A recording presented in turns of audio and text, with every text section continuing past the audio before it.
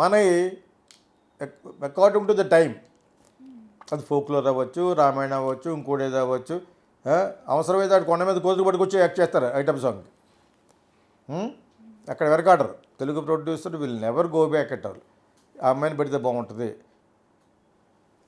ఒక్కొక్క ఎక్కువ డబ్బులని ఇచ్చేస్తే చేయని నేను చేస్తే బ్యాడ్ బతిబలేస్తారు, వెళ్ళి ఓపెన్ చేస్తారు.